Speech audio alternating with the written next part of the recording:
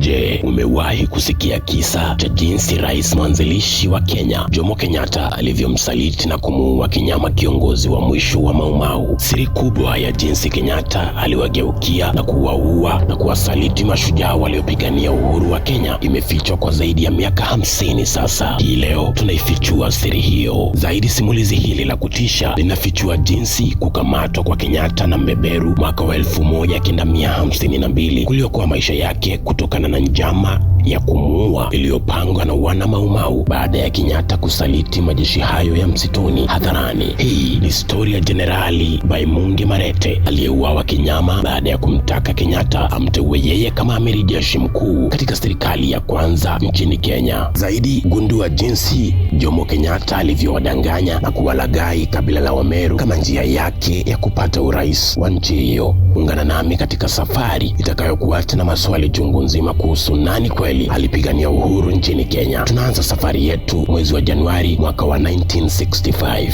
Ni mapema saa 10:30 asubuhi na giza limetanda msituni mlima Kenya karibu na mlima wa Nyambene, wilaya ya Meru. Kando na sauti za ndege na wadudu wa asubuhi, kimya kimekithiri msituni wakati huu. Hata hivyo, wapo watu wanaotambaa kwa siri chini ya miti hii bila kutoa sauti yoyote. Maafisa 150 wa polisi wanatambaa ardhini kwa msururu, huku wamejihami vikali na bunduki na silaha zingine hatari.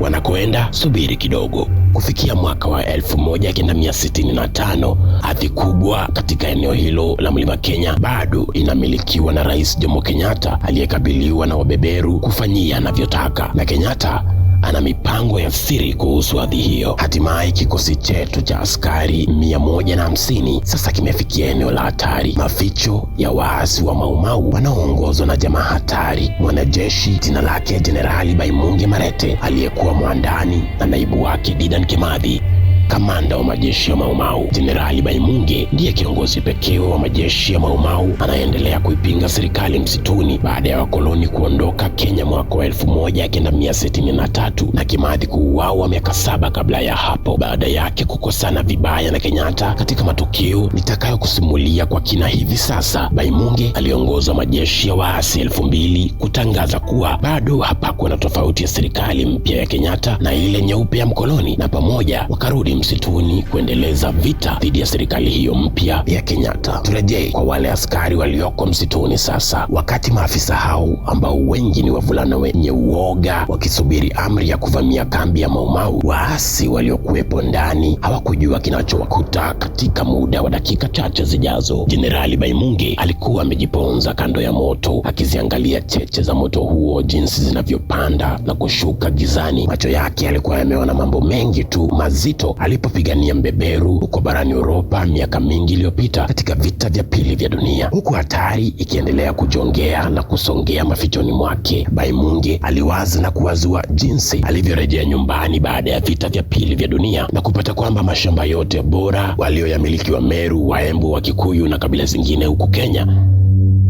yamenyakuliwa na mzungu na Waafrika kutimuliwa. Na sasa baada ya mzungu kuondoka, Kenyatta na wenzake weusi wamemsaliti yeye na watu wake, na tena wakaiba mashamba hayo hayo. Wakati akipigana katika vita vya Uitaliano katika vita vya pili vya dunia, Baimungi alijionea wazungu wakiuawa kama nzi na akagundua kwamba mzungu hana nguvu zozote za kiajabu juu ya Mwafrika. Wakati Baimungi akiendelea kukumbuka, jambo la kutatanisha likatokea. Ghafla bin vu, kimya cha msituni kilizimwa na milio mitatu ya risasi, milio iliyofuatiwa na mayowe ya watu na milio zaidi ya risasi. Kambi nzima ilikuwa imevamiwa na maafisa wa polisi na tayari walikuwa wameanza kuwapiga marisasi na kuwaua wafuasi wake Jenerali Baimungi, huku akitia moto kambi nzima. Baimungi alinyanyuka ghafla na akageuka kuichukua bastola yake aina ya revolver caliber 38 pale alikoificha, lakini aliponyosha mkono na kuichukua silaha, mlango wa hema lake ulirushwa kando na ghafla mtutu wa bunduki ukaelekezwa kwa kichwa chake. Baimungi akageuka polepole huku akidondosha bastola yake na kuinua mikono yake juu kwa kusarenda. Aliyekuwa akiwa na bunduki alikuwa askari mweusi mwenye sura ngumu. Baimungi alifungua mdomo wake kusema naye, lakini ghafla sauti nzito ya risasi ikalia tena kutoka kwa hema hilo. Damu nyekundu ilitapakaa kote katika kuta za hema hilo, huku mwili wa Jenerali Baimungi wakidondoka kwa kishindo sakafuni kama gunia la mbaazi. Damu iliendelea kumtoka machoni, puani, mpaka ilivyomjaa na kumkaba mdomoni, huku akikata roho bado anajaribu kuongea. Kiongozi wa askari hao 150 alituma mjumbe wa haraka kwa waziri wa Kenyatta aliyeagiza shambulizi hilo. Ujumbe huo ulikuwa na maneno mawili peke yake: Baimungi ameuawa. Wakati jua la asubuhi likitokea msituni Mlima Kenya siku hiyo ya Januari mwaka wa 1965, mwili wa Jenerali Baimungi wa Mau Mau ulibebwa hadharani mjini Meru na askari wa Kenyatta, licha ya kuwa wa Meru walikuwepo katika mstari wa mbele kuing'oa serikali ya mkoloni wakati Kenyatta akiwa jela mjini Kapenguria. Siku iliyofuata, gazeti maarufu nchini la Taifa Leo lilitangaza kwa mbwembwe kifo cha Baimungi na waasi wengine kama ushindi kwa serikali ya Kenyatta. Mauaji ya Baimungi yaliashiria mwisho wa simulizi nzito ambalo lilikuwa limeanza miaka miwili kabla ya kifo chake, wakati Baimungi alitoka msituni na kwa mara ya kwanza kukutana na Kenyatta huko Gatundu. Tukirudi nyuma kidogo, baada ya Kenyatta kuteuliwa kama kiongozi mpya wa Kenya wakati wa beberu alipoondoka, aliwataka waasi wote kutoka kabila za Wakikuyu, wa Meru na wa Embu kuweka silaha chini na kutoka msituni, kwani beberu ameondoka, akiahidi kuwapa mashamba waliopigania kwa zaidi ya miaka 10 sasa. Baadhi yao walitokea, ikiwemo jenerali mwingine aliyejulikana kama Musa Mwariama. Hata hivyo, Kenyatta alikataa kutimiza ahadi yake kwa majeshi hayo ya msituni na badala yake akaamua kuuza mengi ya mashamba walioacha makaburu kwa Wakenya wenye pesa. Wakati huo, Wakenya wengi waliokuwa na utajiri waliopata kwa kushirikiana na mbeberu. Waasi wa Mau Mau na familia zao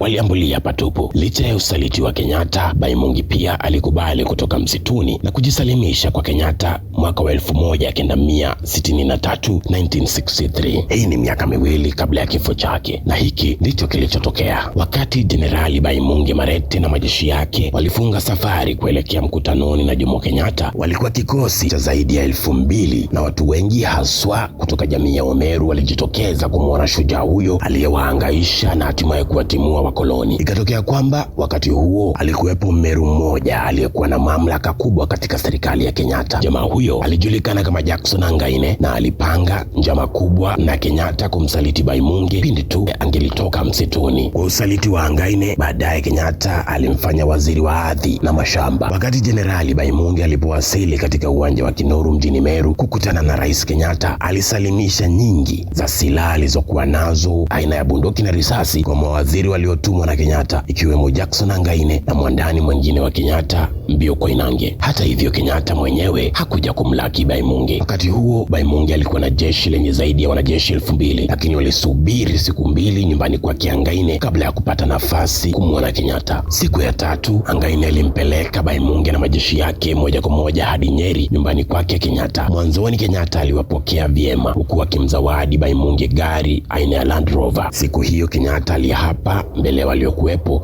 kumpa Baimungi na watu wake shamba 3 kubwa zilizomilikiwa awali na makaburu wazungu kabla ya uhuru. Baadhi yao lilikuwepo shamba kubwa la Munro Farm lililoingiza mamilioni ya pesa kila mwaka. Kila shamba lilikuwa na ekari 1000. Na baada ya ahadi hiyo ya Kenyatta, ndio Baimungi aliinua sauti na kutangaza kuwa alikuwa na ombi la faraga la mwisho kwa Kenyatta. Baimungi alisonga kando na Kenyatta na kumnong'onezea na akamwambia kuwa alitaka kufanywa amiri jeshi mkuu wa majeshi yote ya serikali mpya ya Wakenya weusi. Licha ya kuwa Baimungi alikuwa na tajriba kubwa kama mwanajeshi na kama kiongozi wa majeshi ya msituni, Kenyatta alikataa ombi lake. Jibu hilo lilimuumiza Baimungi, ambaye alikuwa ameendeleza pigano kali za uhuru baada ya kiongozi mkuu Dedan Kimathi kukamatwa miaka 7 kabla ya mkutano huo wa Nyeri. Kilichompelekea Kenyatta kukataa kumpa Baimungi mamlaka ni kuwa aliogopa kuwa tajriba kubwa ya kijeshi na ushawishi aliyokuwa nao jenerali huyo ungempa mawazo ya kupindua serikali yake Kenyatta. Zaidi, Wakenya wengi wakati huo walimuona Baimungi kama shujaa mkubwa aliyewakomboa, kitu kilichompa Kenyatta gere na kijito. Wakati Baimungi akirejea Meru kutoka kwa Kenyatta, alikuwa hajaridhika na alichokipata, lakini usaliti uliofuata ndio uliomghadhabisha zaidi na kumpelekea kutenda kama alivyofanya. Ilikubaliwa kuwa Jackson Angaine,